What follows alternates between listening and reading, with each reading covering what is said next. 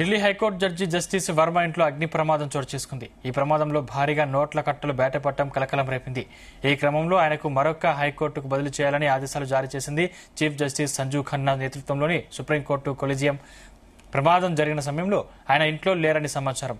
ప్రమాదం గురించి ఆయన కుటుంబ సభ్యులు అగ్నిమాపక సిబ్బందికి సమాచారం అందించగా ఘటనా స్థలానికి చేరుకుని మంటలు అదుపులోకి తెచ్చారు. ఇక జడ్జి ఇంట్లో భారీగా నోట్ల కట్టలు దొరికాయని, అవి లెక్కల్లో చూపుని డబ్బుగా గుర్తించామని తెలిపారు పోలీసులు.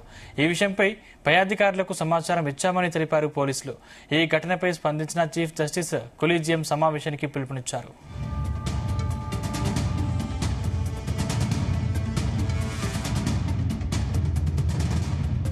ఈ క్రమంలో జస్టిస్ వర్మను వెంటనే బదిలీ చేయాలని కొలీజియం ఏకగ్రీవంగా తీర్మానించింది. ఆయన్ను ప్రస్తుతం విధులు నిర్వహిస్తున్న ఢిల్లీ హైకోర్టు నుండి అలహాబాద్కి బదిలీ చేయాలని నిర్ణయించింది. ఇక ఆయన అలహాబాద్ నుంచి 2021 అక్టోబర్లో ఢిల్లీ హైకోర్టుకు మారినట్లు తెలుస్తుంది. ఈ ఘటనను బదిలీతో వదిలేయకూడదని, ఇది న్యాయ వ్యవస్థ ప్రతిష్టను దెబ్బతీసే ఘటన అని పేర్కొంది కొలీజియం. జస్టిస్ వర్మ రాజీనామా చేయాలని, అందుకు నిరాకరిస్తే పార్లమెంటు ద్వారా ఆయన్ను తొలగించే దిశగా నిర్ణయం తీసుకోవాలని చీఫ్ జస్టిస్ ను కోరింది కొలీజియం. हमारे ऑनरेबल सुप्रीम कोर्ट के जस्टिस यशवंत वर्मा, उनके घर में 15 करोड़ से भी ज्यादा कैश रिकवर हो गया। कुछ आग लग गया था, फिर फायर डिपार्टमेंट आके आग बुझाई। उस वक्त जस्टिस यशवंत वर्मा घर पे नहीं थे और 15 करोड़ की कैश वहां से पाई गई। उसके बाद हमारे ऑनरेबल सीजीआई संजीव खन्ना, उन्होंने कॉलेजियम की मीटिंग वाला बुलाई और ये जस्टिस यशवंत वर्मा है उनको ट्रांसफर कर दिया उनके ओरिजिनल हाईकोर्ट इलाहाबाद हाईकोर्ट में। और वहां के इलाहाबाद हाईकोर्ट के जो भी बार्स है या फिर जजेस की उनकी जो है, उन्होंने ऑब्जेक्ट किया कि भाई इलाहाबाद हाईकोर्ट क्या डस्टबिन नहीं है कूड़ा कचरा डालने के लिए। हमारे ऑनरेबल सुप्रीम कोर्ट के जस्टिस यशवंत वर्मा, उनके घर में 15 करोड़ से भी ज्यादा कैश रिकवर हो गया। कुछ आग लग गया था, फिर फायर डिपार्टमेंट आके आग बुझाई। उस वक्त जस्टिस यशवंत वर्मा घर पे नहीं थे और 15 करोड़ की कैश वहां से पाई गई। उसके बाद हमारे ऑनरेबल सीजीआई संजीव खन्ना, उन्होंने कॉलेजियम की मीटिंग वाला बुलाई और ये जस्टिस यशवंत वर्मा है उनको ट्रांसफर कर दिया उनके ओरिजिनल हाईकोर्ट इलाहाबाद हाईकोर्ट में। और वहां के इलाहाबाद हाईकोर्ट के जो भी बार्स है या फिर जजेस की उनकी जो है, उन्होंने ऑब्जेक्ट किया कि भाई इलाहाबाद हाईकोर्ट क्या डस्टबिन नहीं है कूड़ा कचरा डालने के लिए। हमारे ऑनरेबल सुप्रीम कोर्ट के जस्टिस यशवंत वर्मा, उनके घर में 15 करोड़ से भी ज्यादा कैश రికవర్ हो गया। Delhi high court judge justice Varma ఇంట్లో అగ్ని ప్రమాదం చోటు చేసుకుంది. ఈ ప్రమాదంలో భారీగా నోట్ల కట్టలు బయటపడటం కలకలం రేపింది. ఈ క్రమంలో ఆయనను మరొక హైకోర్టుకు బదిలీ చేయాలని ఆదేశాలు జారీ చేసింది చీఫ్ జస్టిస్ సంజీవ్ ఖన్నా నేతృత్వంలోని సుప్రీంకోర్టు కొలీజియం. ప్రమాదం జరిగిన సమయంలో ఆయన ఇంట్లో లేరని సమాచారం. ప్రమాదం గురించి ఆయన కుటుంబ సభ్యులు అగ్నిమాపక సిబ్బందికి సమాచారం అందించగా ఘటనా స్థలానికి చేరుకుని మంటలు అదుపులోకి తెచ్చామని, జడ్జి ఇంట్లో భారీగా నోట్ల కట్టలు దొరికాయని, అవి లెక్కల్లో చూపుని డబ్బుగా గుర్తించామని తెలిపారు పోలీసులు. ఈ విషయంపై పై అధికారులకు సమాచారం ఇచ్చామని తెలిపారు పోలీసులు. ఈ ఘటనపై స్పందించిన చీఫ్ జస్టిస్ కొలీజియం సమావేశానికి పిలుపునిచ్చారు. రైట్, ఇదే అంశానికి సంబంధించిన మరిన్ని పూర్తి డీటెయిల్స్ మా క్రైమ్ బ్యూరో చీఫ్ రవితేజ అందిస్తారు. రవితేజ,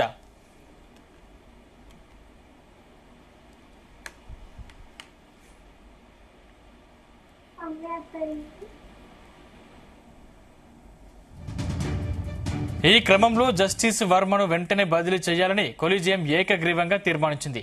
ఆయనను ప్రస్తుతం విధులు నిర్వహిస్తున్న ఢిల్లీ హైకోర్టు నుండి అలహాబాద్ కి బదిలీ చేయాలని నిర్ణయించింది కొలీజియం. ఆయన అలహాబాద్ నుంచి 2021 అక్టోబర్ ఢిల్లీ హైకోర్టును మారినట్టు తెలుస్తోంది. ఈ ఘటనను బదిలీతో వదిలేయకూడదని, ఇది న్యాయ వ్యవస్థ ప్రతిష్టను దెబ్బతీసే ఘటన అని పేర్కొంది కొలీజియం.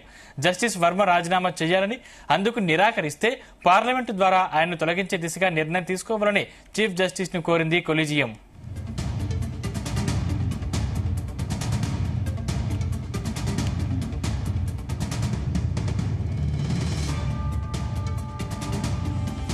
ఇదే అంశానికి సంబంధించిన మరిన్ని పూర్తి డీటెయిల్స్ మా క్రైమ్ బ్యూరో చీఫ్ రవితేజ అందిస్తారు. రవితేజ, ఢిల్లీ హైకోర్టు జడ్జి వర్మ ఇంట్లో జరిగినటువంటి అగ్ని ప్రమాద ఘటన తర్వాత ఈ అంశం వెలుగులోకి వచ్చింది.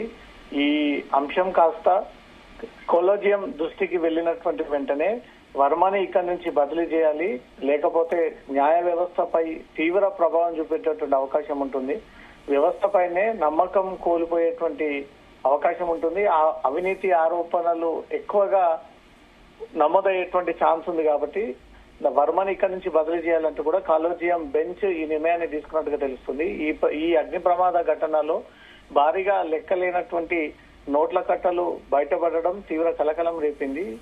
ఈ అంశం ఇమీడియట్ గా మరొక హైకోర్టుకి వర్మని బదిలీ చేయాలంటూ కూడా ఆదేశాలు జారీ చేస్తూ చీఫ్ జస్టిస్ సంజీవ్ ఖన్నా నేతృత్వంలో సుప్రీంకోర్టు కొలీజియం ఈ నిర్ణయాన్ని వ్యక్తం చేసినట్టుగా తెలుస్తుంది. ప్రమాదం జరిగినటువంటి సమయంలో జడ్జి వర్మ ఇంట్లో లేకపోవడంతో ప్రమాదం గురించి వారి కుటుంబ సభ్యులు అగ్నిమాప అధికారులకు ఈ సమాచారం అందించినటువంటి వెంటనే ఈ మంటలను అదుపులోకి తీసుకొచ్చారు. ఇదే క్రమంలో ఇంట్లో ఇన్ని రోజుల పాటు భద్రపరిచి వాటిని బయటికి తెలియకుండా జాగ్రత్త పరిచినటువంటి లెక్కలేనంత నోట్ల కట్టల డబ్బులన్నీ కూడా వెలుగులోకి రావడంతో అక్కడ ఫైర్ అధికారులు, లోకల్ పోలీసులు, కుటుంబ సభ్యులతో పాటు బయటి వ్యక్తులందరూ కూడా ఒక్కసారిగా అవాక్కులోనయ్యారు.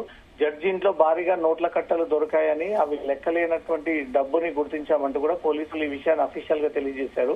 ఈ విషయంపై అధికారులకు సమాచారం ఇచ్చామంటూ కూడా పోలీసులు అఫీషియల్ గా మీడియా ముందు విషయాన్ని తెలియజేశారు. ఈ ఘటనపై స్పందించినటువంటి చీఫ్ జస్టిస్ కొలీజియం సమావేశానికి పిలుపునిచ్చి జస్టిస్ వర్మను వెంటనే బదిలీ చేయాలంటూ కూడా కొలీజియం ఏకగ్రీయంగా ఈ అంశంపై తీర్మానం తీసుకున్నట్టుగా తెలుస్తుంది. ఆయనని ప్రస్తుతం విధులు నిర్వహిస్తున్నటువంటి ఢిల్లీ హైకోర్టు నుంచి అలహాబాద్ కి బదిలీ చేయాలంటూ కూడా కొలీజియం ఈ అంశం పైన కూడా నిర్ణయం తీసుకొని ఇమీడియట్ గా ఉత్తర్వులు జారీ చేస్తూ అలహాబాద్ కోర్టులో మీరు ఇప్పటి నుంచి బాధ్యతలు వహించాలంటూ కూడా ఈ నిర్ణయాన్ని వ్యక్తం చేసినట్టుగా తెలుస్తుంది.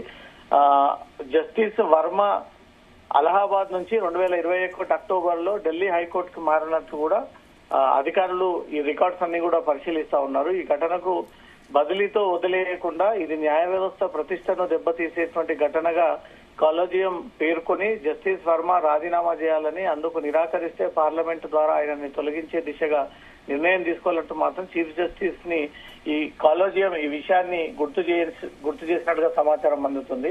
ఒక జడ్జి అయ్యుండి బాధ్యతాయుతంగా ఉండాల్సినటువంటి హోదాలో ఉండి న్యాయ వ్యవస్థలో ఎలాంటి అవినీతి జరగదు, అందరికీ సమాన న్యాయం జరుగుతుంది అంటూ కూడా ఒక చీఫ్ జస్టిస్ హోదాలో ఉన్నటువంటి ఇంట్లోనే లెక్కలేనంతటువంటి డబ్బు దొరికింది అంటే ఎన్ని కేసుల్లో ఇతను ఈ జస్టిస్ హోదాలో ఉండి అవినీతికి పాల్పడ్డాడు, అవన్నీ హవాలా రూపంలో, క్యాష్ రూపంలోనే ఎక్కువగా ఈ కేసులకు సంబంధించి పరిష్కారం కోసం డబ్బులు తీసుకుని ఉండవచ్చు అనే దానిపై కూడా న్యాయ వ్యవస్థలో ఒక చెరిపోలేనటువంటి మచ్చగా మారిపోయింది ఈ రోజు జరిగినటువంటి ఘటన. ఈ అగ్ని ప్రమాదం ఘటన తర్వాత ఈ జస్టిస్ ఇంట్లో ఉన్నటువంటి ఈ డబ్బులన్నీ కూడా బయటికి రావడము, పోలీస్ శాఖ దీనిపైన ఉన్నత స్థాయి అధికారులకు ఇన్ఫర్మేషన్ ఇవ్వడము, దీనిపైన కొలీజియం దృష్టికి కూడా వెళ్లడంతో మెయిన్ బెంచ్ సీజేకి ఇన్ఫర్మేషన్ ని కూడా కొలీజియం షేర్ చేసి ఇమీడియట్ గా తను బదిలీ చేయాలంటూ కూడా ఏకగ్రీవ నిర్ణయాన్ని తీసుకుని దీనిపైన ఎంక్వైరీ వేసి ఇతను హైకోర్టు చీఫ్ జస్టిస్ గా బాధ్యతలు తీసుకున్నప్పటి నుంచి ఇప్పటి వరకు ఎన్ని కేసులు ఇల్లీగల్ గా వీటిని విచారణ జరిపి దాని ద్వారా సెటిల్మెంట్ చేసి వాటిని క్లోజ్ చేసి ఈ డబ్బులు తీసుకున్నాడో వాటన్నిటిపై కూడా ఎంక్వైరీ వేసి ఈ బదిలీతోటే కాకుండా వీటిపైన పూర్తి స్థాయిలో ఎంక్వైరీ వేయాలంటూ కూడా కొలీజియం ఈ ఏకగ్రీవ నిర్ణయం తీసుకున్నట్టుగా తెలుస్తుంది. సందీప్, రవితేజ్, అంటే ఎంత మేర నోట్ల కట్టలు స్వాధీనం చేసుకున్న అధికారులు, అదేవిధంగా సుమారు ఎన్ని కోట్లుగా ఉండే అవకాశం ఉంది? ఇంకా వాటిని గుర్తించాల్సినటువంటి అవసరం కనబడతా ఉంది.